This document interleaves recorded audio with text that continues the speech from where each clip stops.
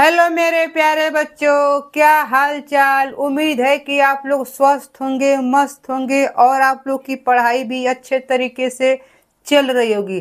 Friends, मैं आज class 12 physics का एक मोस्ट इम्पोर्टेंट टॉपिक प्रत्यावर्ती धारा से संबंधित ट्रांसफार्मर को लेकर आया हूँ, जो आपके एग्जाम की दृष्टि से अति महत्वपूर्ण है। तो फ्रेंड्स, देखते हैं कि ट्रांसफार्मर क्या होता है। तो ट्रांसफार्मर का मतलब होता है परिवर्तन या बदलाव। ठीक है। अब देखिए ट्रांसफार्मर कैसे बनता है। तो ट्रांसफार्मर को बनाने के लिए नर्म लोहे की क्रोड या पट्टियां का क्या करते हैं हम लोग यूज करते हैं। नर्म लोहे की क्रोड को एक के ऊपर एक रखकर, नर्म लोहे की आयताकार पट्टियां होती हैं जिन्हें एक के ऊपर एक रखकर क्या किया जाता है, इसको बनाया जाता है। ठीक है। इसको एक पर ऊपर एक रखने के बाद क्या करते हैं हम लोग, तांबे के तार के द्वारा इसे क्या कर दिया जाता है, लपेट दिया जाता है। लपेट कर तांबे के तार से दो कुंडली बनाई जाती है। ये आपकी जो इधर की कुंडली बनती है वो प्राथमिक कुंडली होती है, और जो इधर कुंडली बनती हुई आपकी क्या होती है, द्वितीयक कुंडली होती है। प्राथमिक कुंडली में फेरों की संख्या NS और द्वितीयक कुंडली में फेरों की संख्या प्राथमिक कुंडली में फेरों की संख्या NP और दूसरे कुंडली में फेरों की संख्या NS होती है। ठीक है फ्रेंड्स, अब जरा देख लेते हैं ट्रांसफार्मर के बारे में।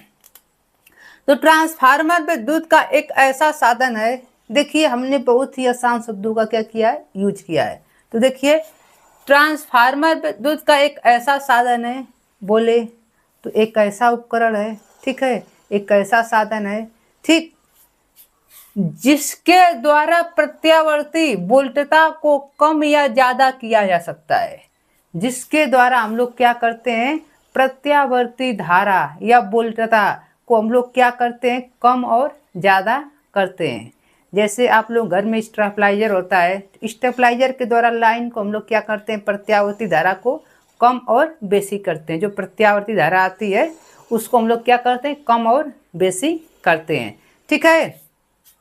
तो क्या है, आप लोग लिख लेंगे कि ट्रांसफार्मर एक ऐसा साधन है जिसके द्वारा प्रत्यावर्ती वोल्टता को कम या ज़्यादा या प्रत्यावर्ती धारा को कम और ज़्यादा किया जा सकता है। ठीक है, इतनी बातें ट्रांसफार्मर के बारे में आप लोग क्या करेंगे, लिख देंगे।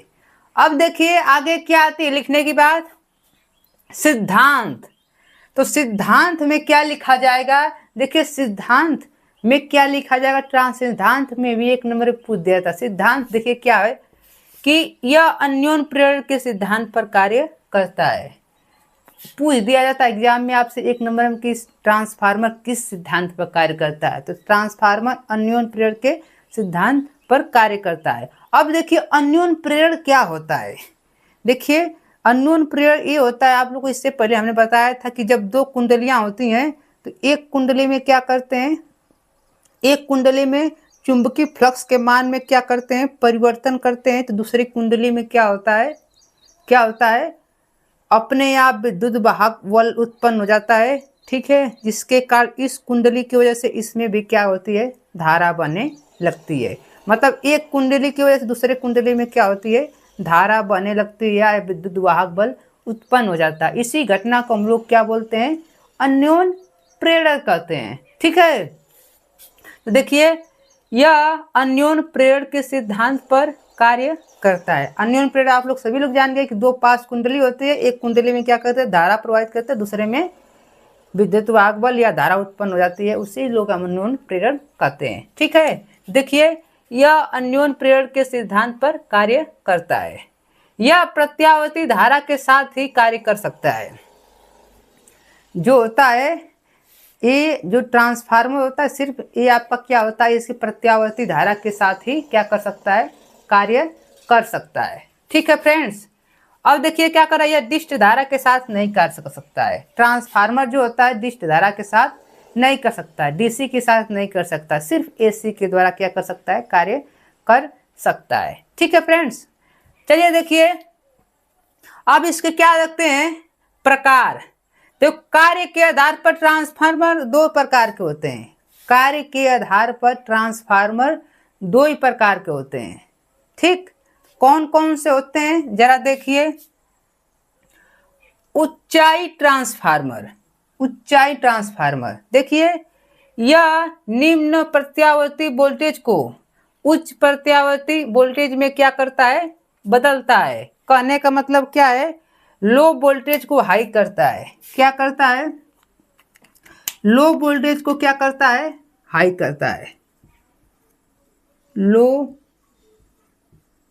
वोल्टेज को क्या करता है, हाई करता है। ठीक, तो ऊंचाई ट्रांसफार्मर जो होता है क्या करता है कि यह निम्न प्रत्यावर्ती वोल्टेज को, जो निम्न निम्न मतलब क्या होता है, कम जो कम प्रत्यावर्ती वोल्टेज होता है उसे क्या करता है, उच्च प्रत्यावर्ती वोल्टेज में क्या करता है, बदलता है। मतलब कम वोल्टेज को हाई वोल्टेज में क्या करता है, कन्वर्ट करता है। कौन ट्रांसफार्मर, ऊंचाई ट्रांसफार्मर। ठीक है, अब देखिए ऊंचाई ट्रांसफार्मर में जो होता है प्राथमिक कुंडली में फेरों की संख्या अधिक होती है और द्वितीयक में क्या होती है, कम होती है। तो यहाँ पर ये बातें क्या कर लेंगे हम लोग, लिख लेंगे। क्या होती है कि इसमें जो होता है प्राथमिक कुंडली में क्या होती है, फेरों की संख्या द्वितीय कुंडली की अपेक्षा क्या होती है, ज्यादा होती है। ठीक, आपको समझ में आया, ये आपकी प्राथमिक कुंडली है, आपकी द्वितीय कुंडली है। तो ऊंचाई ट्रांसफार्मर जो है उसमें क्या होता है कि प्राथमिक कुंडली में फेरों की संख्या क्या होती है, अधिक होती है, किसके अपेक्षा, द्वितीय की अपेक्षा। ठीक, तो ऊंचाई ट्रांसफार्मर आप लोग जान गए ना, क्या करता है, लो वोल्टेज को हाई वोल्टेज में कन्वर्ट करता है और साथ में इसमें प्राथमिक कुंडली में फेरों की संख्या द्वितीयक से क्या होती है, अधिक होती है। ठीक, चलिए आइए अगला ट्रांसफार्मर जो है अपचाई ट्रांसफार्मर। अपचाई ट्रांसफार्मर क्या होता है, तो यह उच्च प्रत्यावर्ती वोल्टेज को, यह उच्च प्रत्यावर्ती वोल्टेज को निम्न प्रत्यावर्ती वोल्टेज में क्या करता है, बदलता है। ठीक है, कहने का मतलब क्या है कि हाई वोल्टेज को, हाई वोल्टेज को, हाई वोल्टेज को लो वोल्टेज में क्या करता है, कन्वर्ट करता है। ठीक, ये क्या करता है, हाई वोल्टेज को लो वोल्टेज में क्या करता है, कन्वर्ट करता है। ठीक, तो यह उच्च प्रत्यावर्ती वोल्टेज को निम्न प्रत्यावर्ती वोल्टेज में क्या करता है, बदलता है। मतलब हाई वोल्टेज को निम्न वोल्टेज में क्या करता है, बदलता है। कौन सा ट्रांसफार्मर, अपचाई ट्रांसफार्मर। अब देखिए अपचाई ट्रांसफार्मर में क्या खासियत होती है, अपचाई ट्रांसफार्मर में सबसे बड़ी खासियत ये होती है कि इसमें जो होता है कि इसमें जो फेरों की संख्या की बात करें तो प्राथमिक जो कुंडली उसमें फेरों की संख्या क्या होती है, कम होती है, किसकी अपेक्षा, द्वितीय के क्या होती है, अपेक्षा क्या होती है, कम होती है। तो इसमें द्वितीय कुंडली में फेरों की संख्या क्या होती है, अधिक होती है और प्राथमिक में क्या होती है, कम होती है। ठीक है फ्रेंड्स, ये होती है खासियत। तो इसमें आप लोग जान गए ना। अब चलिए आगे फिर देख लेते हैं, इसको अच्छे से स्क्रीनशॉट ले लीजिए। तो फ्रेंड्स इसके आगे चलिए हम लोग देख लेते हैं इसकी बनावट।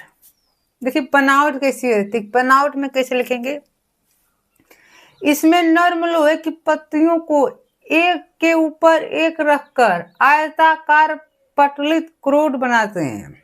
देखिए इसमें नर्म लोहे की पत्तियों को एक के ऊपर एक रखकर क्या बनाते हैं, एक आयताकार पटलित क्रोड बनाते हैं। देखिए एक आयताकार है कि नहीं, एक आयताकार पटलित क्या करते हैं, क्रोड बनाते हैं। पटलित क्रोड क्यों बनाते हैं, क्योंकि जगह भी आपके लिए क्या होगा, कम पर्याप्त मात्रा में, मतलब कम जगह में ज्यादा हो जाएगा, क्रोड हो जाएगा। ठीक है, इसलिए आयताकार पट्टियों के रूप में से रख देते हैं। ठीक, तथा तांबे के तार लपेटकर दो अलग अलग कुंडलियां बनाते हैं। देखिए इस पर, देखिए आपको यही ना है आयताकार, इस पर तांबे का तार लपेटकर दो अलग अलग क्या कर देते हैं, कुंडली बना देते हैं। ठीक, प्राथमिक कुंडली को प्रत्यावर्ती स्रोत से क्या कर देते हैं, जोड़ देते हैं। जो आपकी प्राथमिक कुंडली है इसको क्या कर देते हैं, एसी करंट से क्या कर देते हैं, जोड़ देते हैं। किस करंट से जोड़ देते हैं फ्रेंड्स, एसी करंट से क्या कर देते हैं, जोड़ देते हैं। ठीक, ये आप लोग बनावट में लिखेंगे, ठीक है। अब देखिए आप लोग कार्य विधि में क्या लिखेंगे, कार्य विधि में कैसे लिखा जाएगा, देखिए कि जब प्राथमिक कुंडली को प्रत्यावर्ती स्रोत से जोड़ते हैं, ये आपकी प्राथमिक कुंडली है, जब इसको क्या करते हैं, प्रत्यावर्ती स्रोत से क्या करते हैं, जोड़ते हैं, तो उसके बाद क्या करते हैं, उस जोड़ते हैं, उसके बाद धारा प्रवाहित प्राथमिक कुंडली में, जैसे ही क्या करते हैं हम लोग, उसके बाद प्राथमिक कुंडली में क्या करते हैं, धारा प्रवाहित करते हैं, तो क्या होता है, चुंबकीय फ्लक्स में क्या होता है, परिवर्तन होता है। जैसे ही हम लोग प्रत्यावर्ती वोल्टेज इसको क्या करते हैं, जोड़ देते हैं, और धारा जैसे प्रवाहित करते हैं, इसमें चुंबकीय फ्लक्स में क्या होता है, परिवर्तन होता है। अब जैसे चुंबकीय फ्लक्स में प्राथमिक कुंडली में परिवर्तन होता है, तो दूसरी कुंडली में क्या हो जाता है, विद्युत वाहक बल क्या होता है, उत्पन्न हो जाता है। आपको इसके पहले हमने बताया कि अन्योन्य प्रेरण के सिद्धांत ट्रांसफार्मर क्या होता है, कार्य करता है। मतलब एक में क्या करते हैं, धारा प्रवाहित करते हैं, दूसरे में क्या होता है, प्रेरित विद्युत वाहक बल उत्पन्न हो जाती है।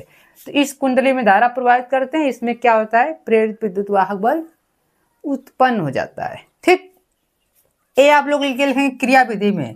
अब देखिए, अब लिखेंगे फैराडे के नियम से। क्या लिखेंगे, फैराडे के नियम से। फैराडे के नियम से, फैराडे का नियम क्या कहता है, जरा देखिए, लिखते हैं प्राथमिक कुंडली में,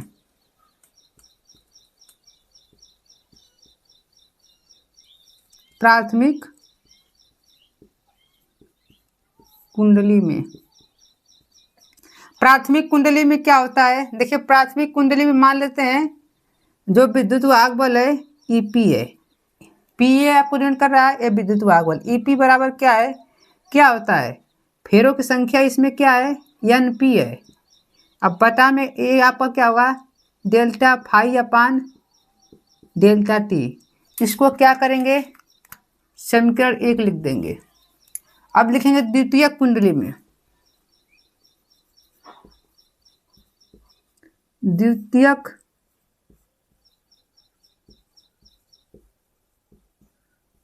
कुंडली में, तो द्वितीय कुंडली में क्या होगा, ईएस बराबर क्या होगा, माइनस एनपी एनएस, यहाँ पे एनएस हो जाएगा, द्वितीय कुंडली है ना, एनएस, फिर क्या हो जाएगा, delta phi upon delta T. इस समीकरण कौन सा हो गया, समीकरण आपका सेकेंड। अब क्या करेंगे, समीकरण 1 को क्या करेंगे, समीकरण 2 से भाग कर देंगे। ठीक, जैसे भाग करेंगे देखिए क्या होगा, ईपी अपान ईएस बटा में क्या होगा, माइनस एनपी, फिर क्या होगा, delta phi upon delta T. अब बटा में क्या होगा, minus NS delta phi upon delta T. ये आपका कैंसिल आउट, माइनस से माइनस कट गया, क्या आता है आपका, ईपी अपान ईएस बराबर क्या आ गया, एनपी अपान एनएस। ई क्या है, ईपी क्या है, प्राथमिक कुंडली में विद्युत वाहक बल, ईएस क्या है, द्वितीय कुंडली में विद्युत वाहक बल, एनपी क्या है, प्राथमिक कुंडली में फेरों की संख्या, एनएस क्या है, द्वितीय कुंडली में फेरों की संख्या। ये आपका आ जाता है।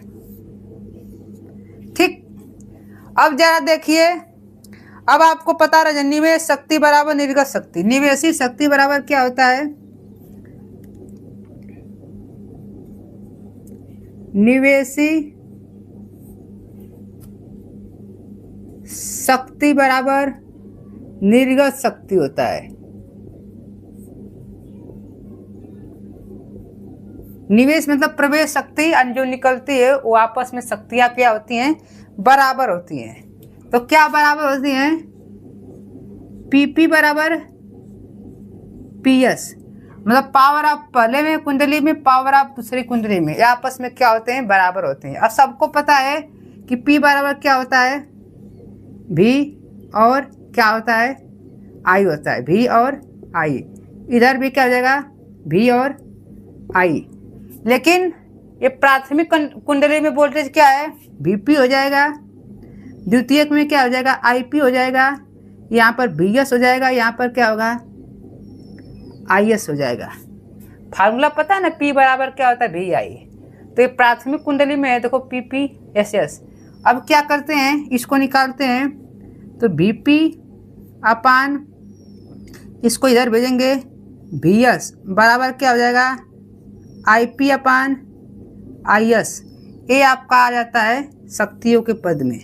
ठीक है फ्रेंड्स, बहुत ही इजीली आपको बताए हैं, कोई डाउट्स हो तो अवश्य बताइए।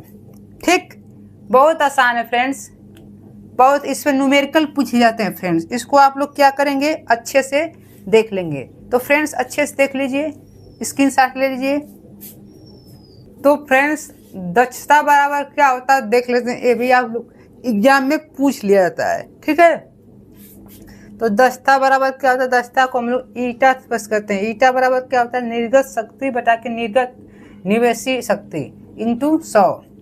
ठीक है, तो ईटा बराबर क्या हो जाता है, आपको पता है कि ये आपका निवेशी है, PS अपान PP, अब बटा इंटू क्या हो जाता है 100। ये आपके लिए क्या हो जाता है, फार्मूला हो जाता है, जिसमें न्यूमेरिकल पूछ लिए जाते हैं। ठीक है, इसको क्या करेंगे, अच्छे से देख लेंगे।